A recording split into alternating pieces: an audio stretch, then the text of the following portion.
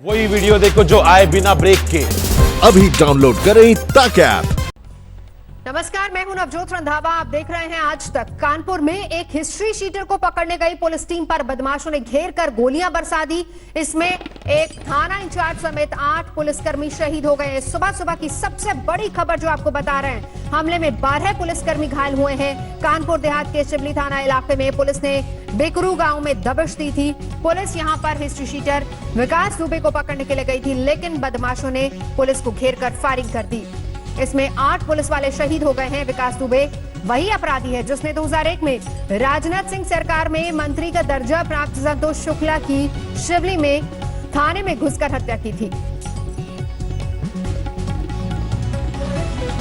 वारदात में मुख्यमंत्री योगी आदित्यनाथ ने डीजीपी और अपर मुख्य सचिव गृह से बात की है, सख्त कार्रवाई के आदेश दिए हैं। अब से कुछ क्षण पहले डीजीपी ने भी पत्रकारों से बातचीत करते हुए बताया कि आखिर पूरा वाकया हुआ क्या था। और ये जो तस्वीर आपको दिखा रहे हैं, बीच की तस्वीर जो आपको लगातार दिखा रहा है, यही है मास्टरमाइंड विकास दुबे। 60 से ज्यादा हत्या के मामले इस पर दर्ज हैं। और एक तस्वीर वो जहां पर ये मुठभेड़ हुई, ये वही जगह है जिसके बारे में अभी कुछ क्षण पहले डीजीपी ने भी बताया कि किस तरीके से पुलिस को जब इस बारे में सूचना मिली थी तो 3 थानों की पुलिस वहां पर गई, लेकिन बदमाशों को पहले से इसकी पूरी जानकारी थी। उन्होंने आगे जेसीबी फंसा रखी थी, जिसको हटाने के लिए जब पुलिसकर्मी वहां से उतरे तो आसपास की घरों की छतों पर मौजूद बदमाशों ने सीधे पुलिस पर ही फायरिंग शुरू कर दी। इससे पहले कि पुलिस की टीम कुछ समझ पाती, बदमाशों ने ताबड़तोड़ फायरिंग शुरू कर दी।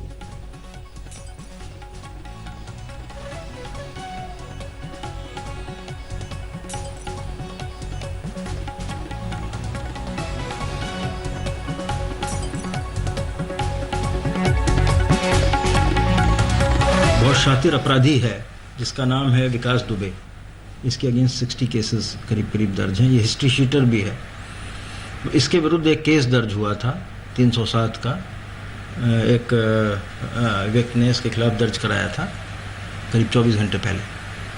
तो पुलिस पार्टी एक ऑपरेशन करने गई थी, क्योंकि ये बहुत शातिर अपराधी है और ये बराबर इस तरह का काम कर रहा था, तो उसको रेड करके पकड़ने के लिए हमारी पार्टी गई थी वहाँ पर। और इन लोगों ने वहाँ पर जेसीबी लगा दिया अपने गांव में जहाँ पे पार्टी जा रही थी, जिस कारण गाड़ी वगैरह ऑब्स्ट्रक्ट हुई हमारी। और जब फोर्स उतरा तब इन्होंने फायरिंग की और हम लोगों ने उसमें जवाबी फायरिंग भी की। लेकिन चूँकि ये हाइट पर खड़े हुए थे लोग शायद अंधेरे में, तो इस वजह से जवाबी फायरिंग में हमारे आदमियों पर गोलियाँ लगी हैं, जिसमें 8 आदमी शहीद हुए हैं, जिसमें हमारे लोकल सीओ साहब भी हैं और उनके साथ 3 सब इंस्पेक्टर्स और अन्य 4 कांस्टेबल्स हैं जिनको वीरगति प्राप्त हुई। और इसके अलावा करीब 7 आदमी हमारे घायल भी हुए हैं और वो ऑपरेशन अभी भी जारी हैं, क्योंकि ये लोग भाग गए हैं अंधेरे का फ़ायदा उठा करके। और हमारे आईजी, एडीजी और यहाँ से हमने एडीजी लॉ एंड ऑर्डर को भी वहाँ भेजा है इन ऑपरेशंस को सुपरवाइज करने के लिए। और साथ ही ये जो फॉरेंसिक टीम है कानपुर की तो तुरंत पहुंच गई थी। अभी लखनऊ से भी एक एक्सपर्ट टीम हमने रवाना की है और इसमें एसटीएफ को भी लगाया गया है और आईजी एसटीएफ वहां पहुंच रहे हैं। लोकल कानपुर का जो एसटीएफ यूनिट है वो ऑलरेडी कार्यरत है और इनके खिलाफ एक बहुत बृहत ऑपरेशन चलाया जा रहा है और ये उसी ऑपरेशन के कंटिन्यूएशन में है जिसके लिए पहले हमारी टीम वहाँ पर गई थी। तो दबिश के लिए, पकड़ने के लिए एसटीएफ को भी लगा दिया गया है। शिवेन श्रीवास्तव इस वक्त हमारे साथ जुड़ चुके हैं। शिवेन, पूरी जानकारी एक बार फिर से आपसे चाहेंगे, क्योंकि पहली बड़ी बात यह कि 8 पुलिसकर्मी इसमें शहीद हुए हैं, कुछ का इलाज अभी अस्पताल में चल रहा है जो कि गंभीर रूप से घायल हैं, और इसके अलावा अब एसटीएफ को भी इसमें लगा दिया गया है उनको पकड़ने के लिए। देखिए नवजोत, इसमें सबसे खास बात यह है कि जिस तरह की घटना हुई है वो कई सवाल खड़े करती है। सबसे बड़ी बात यह कि योगी आदित्यनाथ सरकार ने शुरुआत में अपराधियों पर नकेल कसने के लिए ताबड़तोड़ एनकाउंटर तक करने की इजाजत दे दी थी और कह दिया था कि कोई भी अगर अपराधी है, बड़ा दुर्दांत है, तो किसी भी तरीके से पुलिस पार्टी खिसके नहीं। बावजूद इसके कि इतना बड़ा भय भी व्याप्त हो गया, जिसको बहुत बताया भी गया सरकार की तरफ से कि अपराधी इतना डर गए हैं कि या तो स्टेट छोड़ गए हैं या अपराध छोड़ दिया है। कई ऐसा सरेंडर कर रहे हैं कि हमको पुराने मामले में गिरफ्तार कर लीजिए लेकिन एनकाउंटर न करिए। लेकिन जो असल में नतीजा निकल के आया वो ये कि अब जो अपराधी हैं उन्होंने ज्यादा लामबंद होकर के, ज्यादा प्लानिंग और ज्यादा तैयारी के साथ पुलिस से रिटेलिएट करने की, पुलिस पर हमला करने तक की जरूरत इकट्ठा कर ली। तो बड़ा सवाल है कि क्या इस पॉलिसी में कोई कमी थी। दूसरी बात यह है कि इतनी बड़ी संख्या में पुलिस की एक टीम गई थी और पुलिस का ये ऑपरेशन इतना गुप्त होता है कि किसी को पता नहीं होना चाहिए।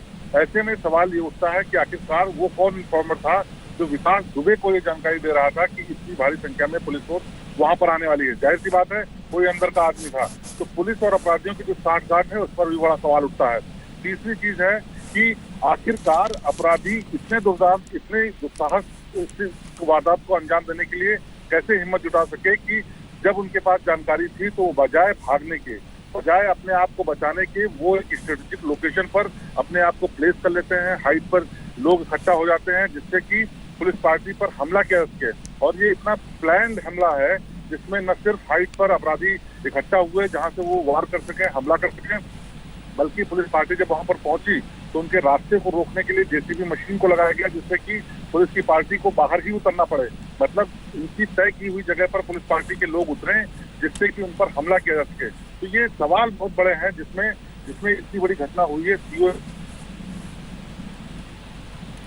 जाहिर सी बात है शिवेन, क्योंकि प्लानिंग तो पुलिस की थी, पुलिस ने पूरी तरह से प्लानिंग की थी इनको पकड़ने के लिए। लेकिन ऐसा लग रहा है इसके बाद जिस तरीके से डीजीपी भी बता रहे हैं, ऐसा लग रहा है कि मानो प्लानिंग वो लोग करके बैठे हो, प्लानिंग विकास दुबे की तरफ से हुई हो, क्योंकि जिस तरीके से वहां पर जेसीबी मशीन लगाई गई और फिर उसके बाद पोजीशंस लिए ऊपर बदमाश बैठे हुए थे, क्योंकि अंधेरे का भी, पहली बात अंधेरा काफी ज्यादा था, पुलिस वालों को भी इसीलिए समझने का मौका नहीं मिला, और दूसरा फायरिंग तुरंत शुरू कर दी। शिवेंद्र हमारे सहयोगी जानकारी दे रहे हैं। बहुत सारे सवाल भी उठ रहे हैं। सबसे पहले ये कि एनकाउंटर की जो पॉलिसी है उसको लेकर सवाल उठ रहे हैं, क्योंकि जब ये कहा जाता है कि उत्तर प्रदेश में जितने भी अपराधी हैं उनको खत्म करना है, एनकाउंटर किया जाए या सलाखों के पीछे पहुंचाया जाए, और फिर उसके बाद ये खबरें भी आती हैं कि अब तो बदमाश ये कहने लगे हैं कि आप हमें पकड़ लीजिए लेकिन हमारा एनकाउंटर ना कीजिए। तो इससे जाहिर सी बात है मैसेज जाता है कि उत्तर प्रदेश में अपराध कम हो रहा है, अपराधी कम हो रहे हैं। लेकिन ये घटना दिखाती है कि अपराधियों के हौसले तो और ज्यादा बुलंद हो रहे हैं, क्योंकि भाग सकते थे। अगर इस बात की जानकारी थी कि पुलिस वहां पर उनको पकड़ने आ रही है तो वो वहां से भाग भी सकते थे, लेकिन भागने की बजाय उन्होंने उल्टा पुलिस वालों पर फायरिंग शुरू कर दी। वहां पर पूरी तैयारी के साथ वो बैठे हुए थे। इसके अलावा प्लानिंग हालांकि पुलिस की तरफ से थी। और ये एक और बड़ा सवाल जो उठता है वो ये कि क्या पुलिस महकमे के अंदर से ही कोई ऐसा था जो कि जानकारी विकास दुबे तक पहुंचा रहा था, क्योंकि किस तरीके से पुलिस वहां पर पहुंचेगी, कितनी तादाद में पुलिस बल वहां पर पहुंचेंगे, किस तरह के हथियार उनके पास होंगे, कितनी गाड़ियां वहां पर होंगी, रूट कौन सा होगा, ये तमाम ऐसे सवाल है जिनकी जानकारी शायद विकास दुबे और उसके गैंग को पहले से थी, और इसीलिए दबिश लगाकर वो बैठे हुए थे वहां पर। और जैसे ही पुलिस की गाड़ियां वहां पर पहुंचती हैं उन पर तुरंत फायरिंग शुरू हो जाती है।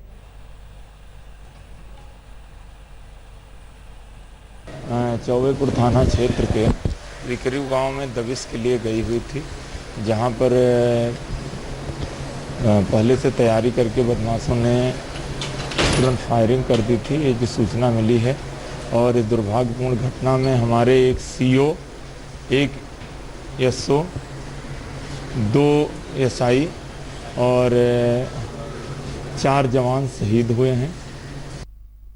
107 का मुकदमा एक विकास दुबे नाम के हिस्ट्री शीटर के खिलाफ वहाँ के राहुल नाम के व्यक्ति ने कहा कि इसको जान से मारने की नीयत से फायर किया है हिस्ट्री शीटर। इसी सूचना पर सीओ बिल्लोर देवेंद्र मिश्रा और एसओ चौबेपुर और एसओ शिवराजपुर और एसओ बिटोर 3 थानाध्यक्ष के साथ भारी फोर्स जो है इनको अरेस्ट करने हैं तो थाना चौबेपुर के जो बिकरी गांव में पहुंची थी। जैसे पहुंचा पहले से ये लोग गाट लगा के, एम्बुश लगा के बैठे हुए थे, जो कि पुलिस ने किया है कि एम्बुश लगा के तरीके से, मतलब इन्होंने पूरी तरह से प्लान करके तीनों ओर से गोली चलाई पुलिस पे।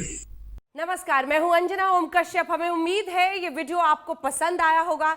लेटेस्ट खबरों के लिए यूं ही देखते रहिए आज तक, और इस वीडियो के पसंद आने पर लाइक, शेयर एंड सब्सक्राइब करना ना भूलें।